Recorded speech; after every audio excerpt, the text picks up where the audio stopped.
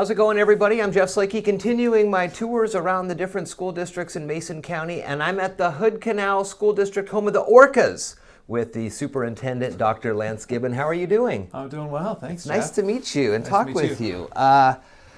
Tell me about the Orcas. I was here a little early, so I was in the parking lot reading and listening to the sounds of the kids having fun on the playgrounds. What a great way to start a day. It is a great way to start the day, and I'm so excited that my office is right here at the school because I get to interact and see the students every day and see what's going on, and it's just been a lot of fun. So, yeah, we're preschool through 8th grade school, serving about 325 students, located here. Actually on the Skokomish Indian Reservation, which is a great place to be, and just enjoy a wonderful partnership with the tribe. And yeah, it's been a great start to the school year so far. Tell me a little bit about your background, how you got to Hood Canal. Well, my history all in Washington State. I started as an elementary school music teacher, did that as my first job, and I've been an elementary school principal, and then spent most of my career as an assistant superintendent and superintendent in Oak Harbor up on Whidbey Island, which is another beautiful place to live. And but for our family, we just felt like it was the right time to make a change, and really honestly just to get kind of back closer to where the action is and getting to know kids and families, which is so much easier in a small school environment like this. And so it's been a wonderful change for me and for our family as well. I've had the opportunity to talk with superintendents across the county for many years now, and it's a real interesting model how some of the outlying school districts, feed into the Shelton School District and how that works.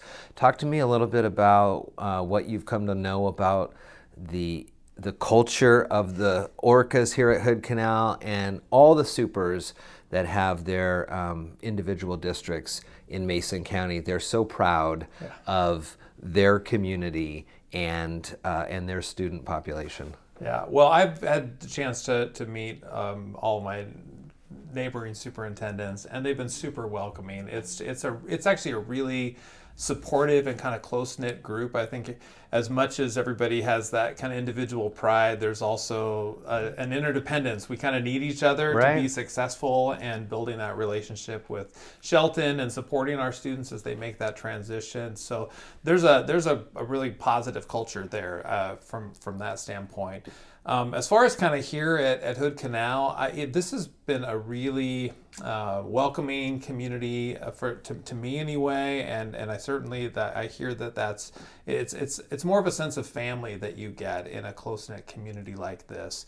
And I think that's important for our students, that they feel a sense of place. And truly there is a sense of family, because we have many parents working with kids that are both on staff together, and lots of family connections in terms of having grandkids that go to the school. In fact, even our principal, Stephen Torres, his son goes here. And so that's a special thing that I think that's unique to these kind of smaller, close-knit communities. In terms of the culture of the staff and their focus, this is a very student-centered school. This is a school that's focused on really doing what is best for kids, which I think a lot of schools would say that, but this is a staff that I have seen time and time again. They go above and beyond to make sure that students get what they need and to support them in whatever way that they can. And a lot of the programs are really unique here. We have one of the, I think, probably the premier outdoor education programs in the state. So opportunities for our students to go on extended field trips and be involved with hands-on projects here in the community, and that's really special. That gives our students a great sense of place and a lot of connection with nature and with their environment and their culture, which I haven't seen in other places. You've got to have just a ton of support outside the school for those types of activities. activities. Yeah, people love being a part of that, and again, we've had great partnerships and support from the tribe and from community volunteers that want to be involved with a lot of those projects. So, it's not typical for us to have public schools where students are able to learn things like kayaking and get out on the water and multiple trips to the estuary and things that are right here in our community. So it's really special. Kind of a nice time too to come and talk with you, as here we're in October and next month is election month. Yes. Hood Canal has a ballot initiative on this upcoming November ballot. It's a bond, and as we've come to learn over the years, bonds are for building and levies are for learning. I know you have some things that we can talk about too. What are some of the things that what's the ask for the community when it comes to this? Well, I think that we're wanting to build on the successes that we've already seen. And when I first started in this job, one of the first things I had a chance to see was our summer school program. And we had great turnout for our summer school program, with about a fourth of our students came every day to summer school. And they were excited about the projects and activities, and it was hands-on, and there was art, and there was all kinds of integration of literacy and math and science, and that program really, I think, is something that we'd like to see scale up so that we can provide those kinds of opportunities more year-round. And there are elements of that, but what we've discovered is that our facilities, just in terms of kind of physical capacity, is lacking, and it makes it difficult for us to provide the kinds of opportunities that you might see in some other communities. And so one of the first questions that we asked really is, so what do we need? What is it that our students need here at Hood Canal? And I think we began to identify that there were some missed opportunities, that things that you might see were normal in other school systems and just kind of taken for granted that we didn't have here. For example, not having a music program. And as a music educator, to have no music room and no music program really kind of breaks my heart. And that we kind of began to look at some of the needs in various areas.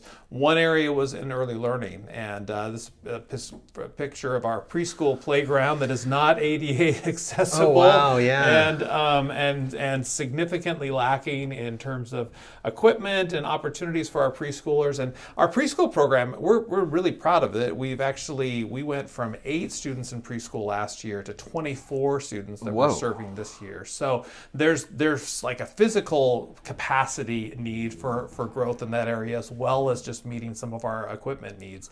For those of you who are watching on video, this is a picture of our music room. Yeah, not a lot going on there. Not a lot going on there, black screen. Not a lot of hot cross buns happening there for the early learning. And that's something that we want to see as part of this bond proposal, is that we're providing spaces for the arts. Currently, we have an art teacher that is teaching on our stage. That's the only space that we had available, where there's no natural light, no running water. It wasn't intended for that purpose. It doesn't allow us to have music programs like we would want to have, even if we had a music teacher, because we don't have the physical space to support that. Science and STEM, that's a big part of the ask, is because we really are limited in terms of our science spaces.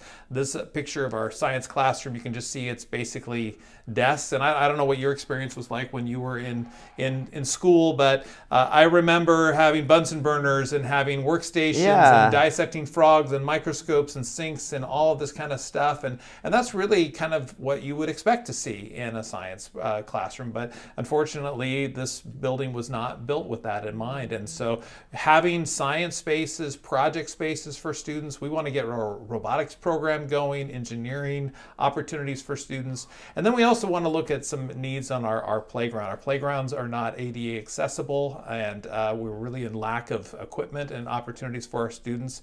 And one of the big challenges we have is is just for our buses. You're also looking at our bus pickup area. Wow. So we have school buses that have to drive onto the playground in order to pick up students my because we gosh. don't have a dedicated space for that, which is why part of this proposal also includes addressing our 70-year-old transportation building, which if it looks like that's graffiti on the wall, it's actually not. This actually the transportation building used to be the art classroom. So Oh, you okay. actually had students in that space, which I think if you can see the picture, Man. I'm not sure I'd want to work in that space, let alone have my kids in that space. So going back to the STEM and the science part of this, do you think that's perhaps why there's a lot more of the outdoor learning that happens here? Or? Absolutely, yeah. I mean, that really is a big focus for us. And so when you kind of look at the overall picture of the project, what's kind of new is relocating the transportation center. It's currently kind of in front of the school. That's what forces the buses back behind the school. And it also, I'll get to this, but this is our new kind of STEM building with arts and science and technology. But there would be a new bus loop then in front of the school, some athletic and maintenance storage building, and then this new wing on the back that would give us that's kind of arts and science and tech spaces. It also has some covered area in the back for an outdoor classroom, which really would support a lot of our outdoor education programs. Then we want to expand and provide ADA accessible play areas. And then this new addition on the front of the school would be a new library, and then our 2 preschool classrooms and a preschool play area. So this is kind of the whole kind of scope of the project, and it really is designed to support learning opportunities, again, for students that I think a lot of times schools would just think, hey, that's just normal, what you would expect to see, and unfortunately we don't have those opportunities for our students here at Hood Canal.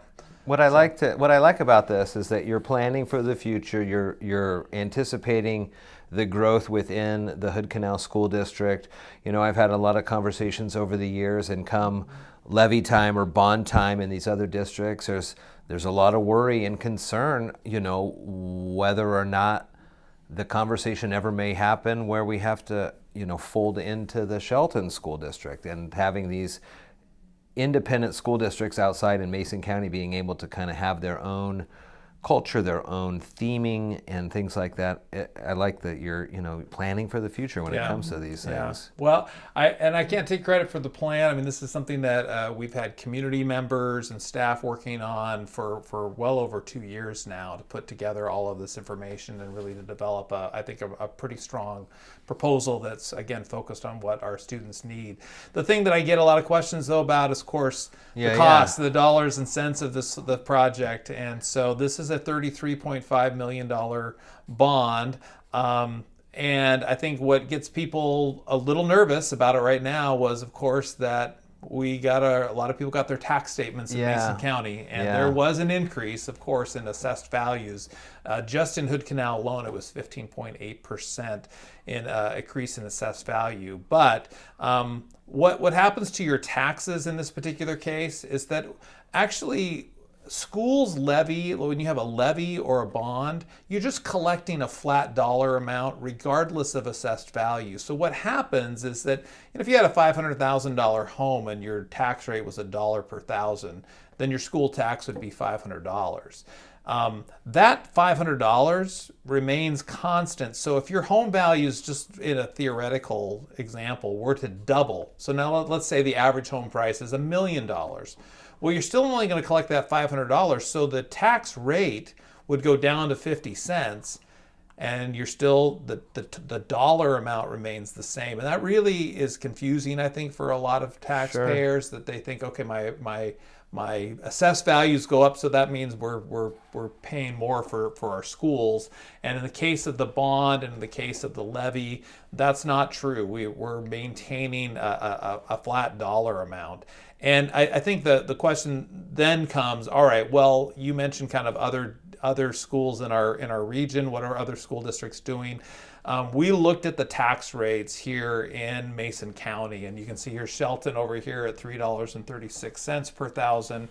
This is what currently taxpayers in Hood Canal are paying, 72 cents. It is half the rate of the next nearest district, Wow. and the lowest in Mason County.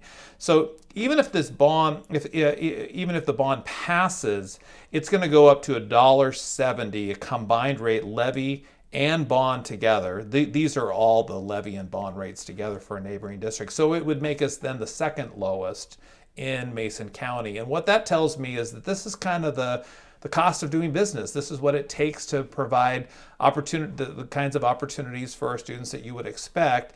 And it still keeps us really amongst in terms of value, it's a great value for taxpayers because you're still going to have one of the lowest tax rates in the county, which I think is a great place to be. How have you been able to maintain it at such a low rate for so long? Is that partnership with the Skokomish tribe, or? Well, that's a really good question. The reason the rate is so low right now is that in 2022 we paid off this building. Oh, okay. So there are no bonds that you're paying on Okay. right now. And then for 3 years, there was what was called a capital projects levy, and that was to pay for our district's portion of Shelton High School. Yeah. And so now that's been paid off. So with those two taxes Okay. coming off, if you were to Okay. look at the picture 2 years ago, the tax rate here was $2.41, and now we're at 72 Yeah. because everything's gotten paid off. So adding this back in is still way lower than it's been historically. That's about 50 cents less than average. And again, it makes it, kind of comparable to what you see in a lot of these other districts. Dr. Lance Gibbon is the superintendent here at the Hood Canal Schools on Highway 106, again, home of the Orcas. Some great information here, not only on kind of the makeup of the school, culture of the school here and the district, but some good details on what is happening here and the reasoning for those bond conversations. They're always tough to have, and it's always tough to try to land on that number that gets to where you need, but doesn't go over and makes it unpalatable for the voters. That's right. So That's right. I really appreciate the time. It was really nice talking with you. Thank you, Jeff. I appreciate the time for you as well.